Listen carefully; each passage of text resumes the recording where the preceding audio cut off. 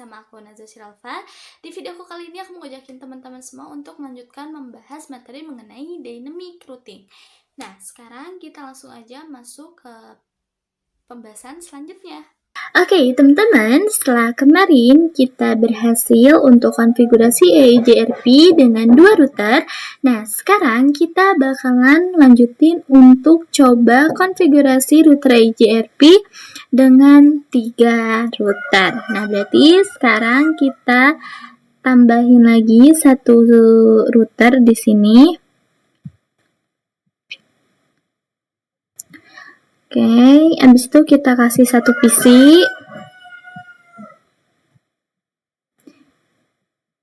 Baru kita sambungin.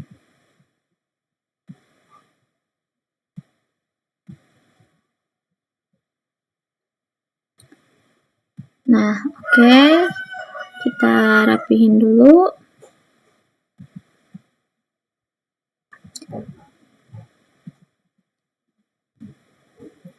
Oke, nah di sini untuk IP-nya adalah 12.12.12.1/30. Lanjut di sini 12.12.12.2/30. Lalu di sini 140.140.1/24. Lalu di sini 140.140.1/24. Nah, oke. Udah.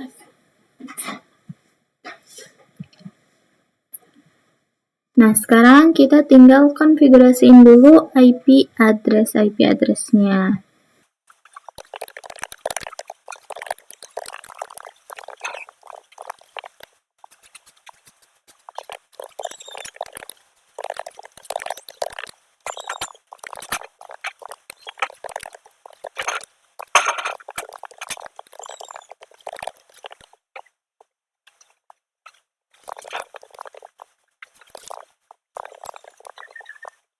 Nah, oke, teman-teman, konfigurasi IP address sudah selesai. Sekarang kita lanjut buat konfigurasi router EIGRP-nya. Nah, di sini kita masuk dulu ke router yang ketiga, atau di sini router 2. Nah, lalu setelah itu kita masukin komennya, yaitu router EIGRP1, lalu kita masukin networknya, yaitu 12.12.12.0, di enter. Lalu satu lagi 140.140.140.0. Oke, tinggal di exit. Lalu kita lanjut buat tambahin network di router tengahnya. Oke. Router EIGRP1, networknya tadi adalah 12.12.12.0, enter. Nah, oke, udah selesai. Sekarang kita langsung aja coba kirim paket. Kita tes konektivitas. Nah, di sini masih violet. Kita klik beberapa kali dan successful. Oke, kita coba juga dari PC 0 ke PC 2. Successful juga. Nah, jadi kayak gitu ya, teman-teman, untuk konfigurasi follow 3 router. Sebenarnya sama aja sih ya, tinggal kita masukin networknya aja, kayak gitu. Nah, oke, teman-teman, selanjutnya kita akan membahas materi mengenai dynamic routing OSPF. Nah, apa sih OSPF itu? Jadi, OSPF atau Open Shortest Path First itu adalah protokol routing dinamis yang digunakan untuk menentukan jalur terbaik menuju jaringan tujuan berdasarkan biaya cost terkecil. Nah, cost itu apa? Jadi cost itu adalah bandwidth, teman-teman. Jadi intinya OSPF ini dia adalah protokol routing dinamis yang digunain untuk menentuin jalur terbaik. Nah, jalur terbaiknya itu ditentukan berdasarkan biaya bandwidth terkecil, kayak gitu. Nah, lalu OSPF ini dia termasuk ke dalam jenis IGP, yaitu Interior Gateway Protocol. Nah, dan Link State Protocol. Artinya, setiap router OSPF itu akan mengetahui topologi seluruh jaringan dalam areanya dan menghitung rute terbaik berdasarkan algoritma Dijkstra SPF Shortest Path First, kayak gitu. Nah, lalu selanjutnya di sini ada beberapa karakteristik dari OSPF, yaitu untuk tipe protokolnya itu adalah link state, lalu algoritmanya itu adalah Dijkstra SPF algorithm, lalu routing metric yaitu cost berdasarkan bandwidth, lalu open standarnya dia tidak hanya untuk router Cisco, teman-teman. Nah, jadi teman-teman kalau kemarin AJRP itu sebenarnya dia hanya untuk Cisco saja. Nah, tapi kalau OSPF ini dia bukan hanya untuk router Cisco, tapi juga bisa yang lain, kayak gitu. Nah, lalu selanjutnya itu ada konvergensi cepat. Nah, ini cepat mendeteksi perubahan jaringan. Lalu ada VILSM atau CIDR support, dia ini mendukung subnet max variable.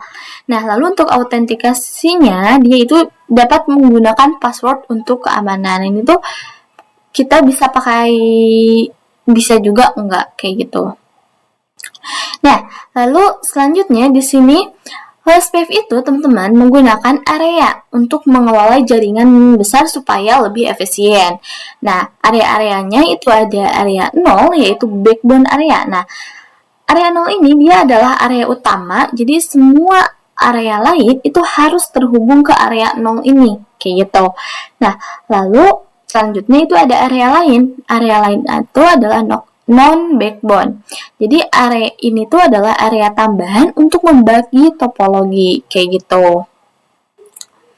Nah, lalu selanjutnya di sini ada network discovery-nya, yaitu router membentuk hubungan adjacency menggunakan paket hello. Lalu untuk database exchange-nya, dia bertukar informasi link state LSA.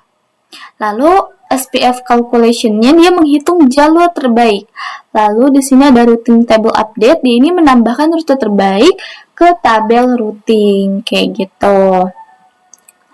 Lanjut. Nah, di sini ada beberapa komen dalam OSPF. Yang pertama itu udah hello. Nah, hello ini dia digunakan untuk mendeteksi dan menjaga tetangga neckboard.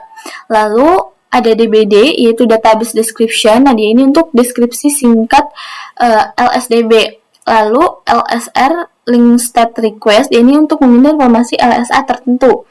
Lalu juga ada LSU, link state update, dia ini untuk mengirimkan LSA baru.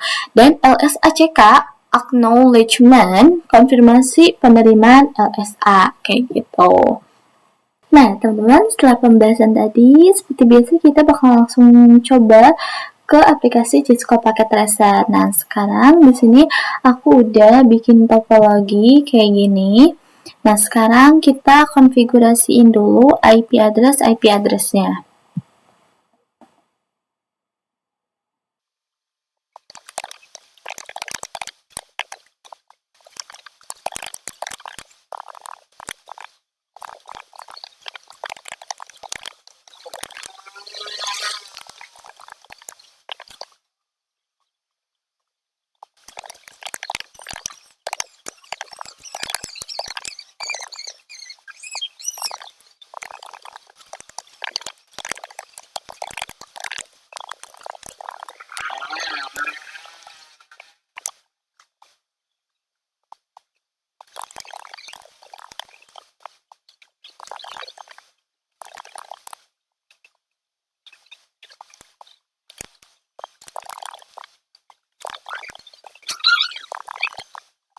Nah, oke, teman-teman, kalau udah selesai, sekarang kita langsung aja lanjut buat konfigurasi router OSPF-nya. Nah, di sini kita langsung aja masuk ke routernya. Nah, kita masuk dulu ke menu global configuration. Nah, setelah itu kita masukin komennya router, karena kita mau pakai router OSPF, jadi OSPF. Nah, lalu kita coba pakai tanda tanya terlebih dahulu. Nah, di sini untuk router OSPF itu kita menggunakan proses ID. Nah, proses ID-nya itu dari 1 sampai 65.535. Nah, kalau berarti sekarang kita misalkan pilih router OSPF 10. Nah, lalu setelah itu kita masukin networknya, yaitu 11.11.11.0. Nah, lalu kita tanda tanya lagi. Nah, teman-teman, kalau kemarin di EJRP itu cukup dengan kita masukin networknya aja. Nah, kalau di router OSPF itu kita disuruh masukin wildcard max-nya, teman-teman. Apa sih wildcard max itu? Kayak gimana gitu. Nah, jadi teman-teman, cara mengetahui wildcard max-nya itu berapa? Itu caranya adalah, contoh, misalkan yang ini, yang 11.11.11.1 ini kan dia /30. Berarti subnet max-nya adalah 252. Oke. Nah, lalu total semua subnet max itu kan 255, 255, 255 seperti ini.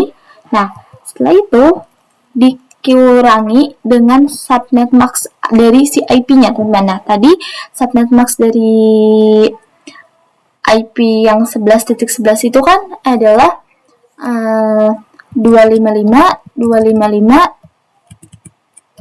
255, 252. Nah, dikurangilah, berarti jadi 0, 0.0,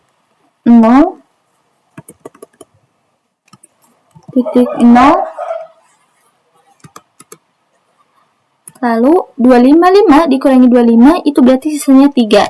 Nah, jadi ini dia wildcard max untuk si IP 11.11.11.1 karena dia /30 kayak gitu, teman-teman. Nah, kalau udah tahu gimana cara hitungnya, sekarang kita langsung aja masukin 0,003. Nah, tadi kan aku bilang kan kalau router SPF itu dia menggunakan area. Nah, di sini kita pakai area 0 aja, pakai backbone. Nah, lalu abis itu di enter, lanjut, setelah itu ke yang selanjutnya, yaitu yang 100.0. Nah, di sini karena dia menggunakan /24, itu berarti wildcard max-nya jadi 00255. Nah, lalu di sini areanya area 0. Oke. Nah, kalau udah, sekarang kita lanjutin di router sebelahnya. Nempel koneksi router OSPF 10, networknya 11.11.0.0003, area 0. Lalu network sebelahnya adalah 120. 120.120.120.000.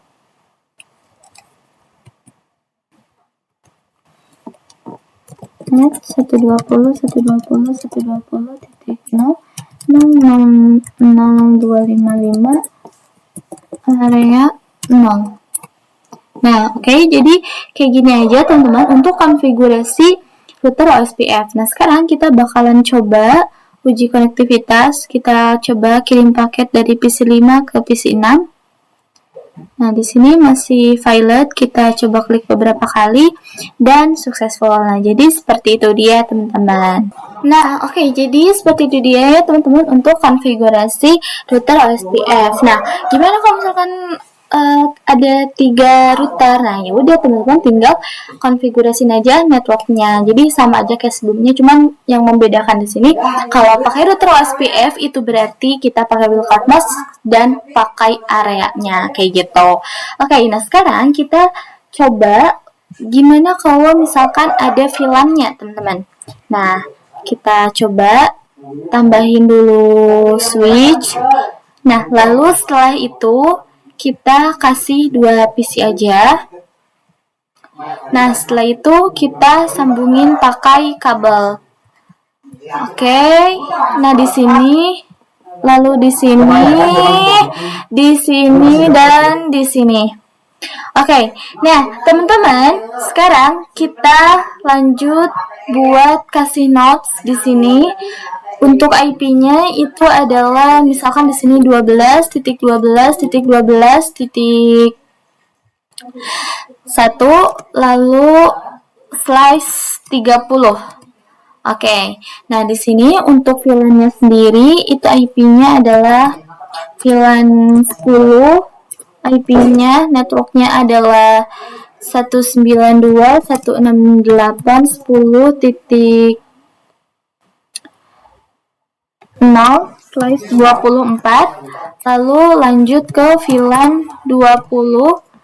Networknya adalah 192.168.20.0/24. Nah, oke, teman-teman, ini dia. Nah, sekarang tinggal kita lanjut ke konfigurasi aja. Nah, di sini kita masukin dulu IP address-nya.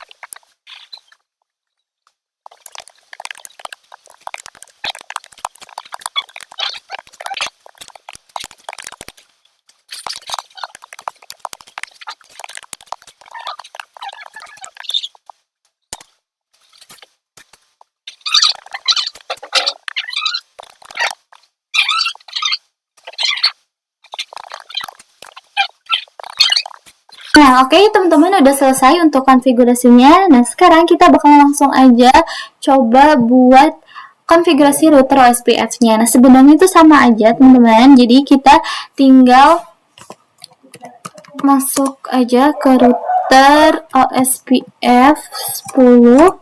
Nah, lalu setelah itu kita tinggal masukin aja network dari si VLAN-VLAN-nya, teman-teman. Networknya adalah 192.168.10.0, lalu wildcard box-nya 000.255 area 0. Lanjut, network lagi 192.168.20.000.255 area 0. Nah, udah selesai, teman-teman. Lalu kita coba kirim paket. Nah, kita coba kirim paket dari PC 7 ke PC 6. Nah, teman-teman bisa lihat sekarang sudah successful. Kita coba lagi dari PC 8 ke PC 5. Dan successful. Nah, jadi kayak gitu ya, teman-teman. Jadi sebenarnya untuk konsepnya mau EIGRP ataupun router OSPF itu sama aja, cuman yang membedakan itu ketika kita konfigurasinya. Kalau EIGRP itu cukup networknya aja, kalau kalau router OSPF itu kita harus menggunakan wildcard box dan areanya kayak gitu. Jadi mau 2 router, mau 3 router, mau pakai VLAN itu sebenarnya sama aja, teman-teman. Tinggal kita masukin aja networknya kayak gitu. Oke, teman-teman, selanjutnya kita akan membahas materi mengenai BGP. Nah, jadi BGP itu apa sih? Jadi BGP atau Border Gateway Protocol itu adalah protokol routing dinamis yang digunakan untuk bertukar informasi routing antar jaringan besar antar autonomous system atau AS. Nah, BGP ini dia termasuk ke dalam jenis EGP atau Exterior Gateway Protocol. Nah, BGP juga dia digunakan untuk menghubungkan jaringan antar perusahaan ISP atau antar negara di internet. Nah, lalu BGP ini dia menentukan rute terbaik antar AS seperti yang aku bilang tadi, autonomous system. Lalu dia juga memastikan stabilitas dan efisiensi routing di internet global. Lalu dia ini mengontrol jalur keluar dan masuknya traffic antar ISP dan mendukung kebijakan routing polisi berdasarkan aturan bisnis sekadar jarak kayak gitu. Nah, BGP juga di sini ada dua, yaitu ada eBGP atau external BGP, yaitu antar AS yang berbeda. Nah, kalau eBGP itu internal BGP, yaitu antar router dalam AS yang sama.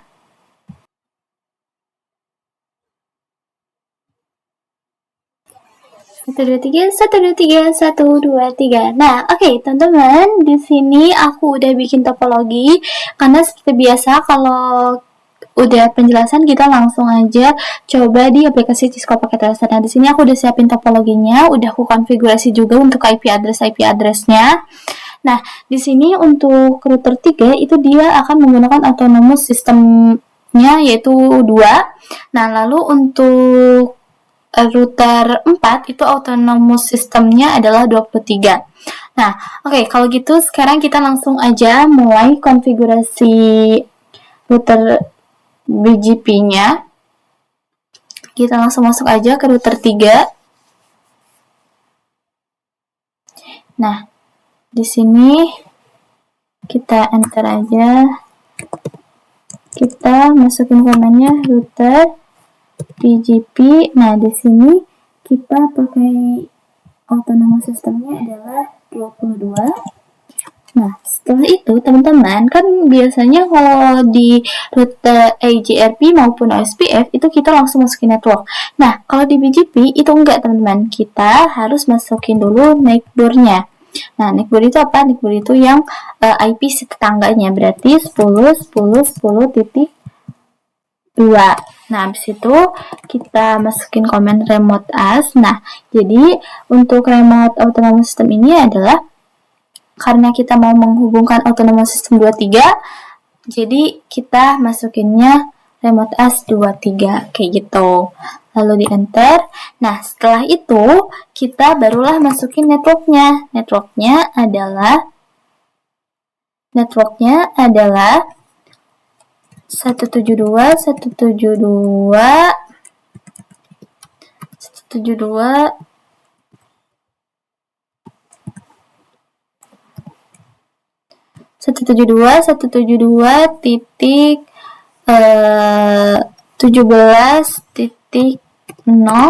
Nah, di sini untuk masukin subnet max-nya itu kita masukin komen max kayak gini. Habis itu baru kita masukin subnet max-nya teman-teman, 255.255.255.0 kayak gitu. Jadi kalau di BGP itu kita pakainya subnet max kayak gitu. Oke, lalu di enter.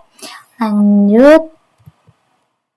Setelah itu kita masukin lagi netnya 10.10.10.0, maxnya 255.255.255.252. Enter. Nah, oke, udah selesai. Sekarang kita lanjut ke router sebelahnya. Untuk konfigurasinya sama, tinggal disesuaikan aja.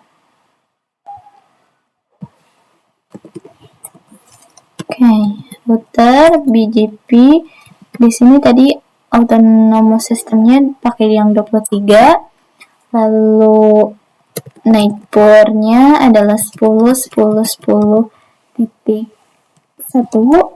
Lalu remote AS-nya adalah 22. Oke, lanjut ke networknya, kita masukin 10.10.10.0, max 255.255.252. Oke, lanjut net 172.172.16.0, maxnya 255.255.255.0. Oke, kayak gini. Oke, kalau udah kita exit dan kita coba tes uji konektivitasnya. Kita coba kirim paket dari PC 5 ke PC 6.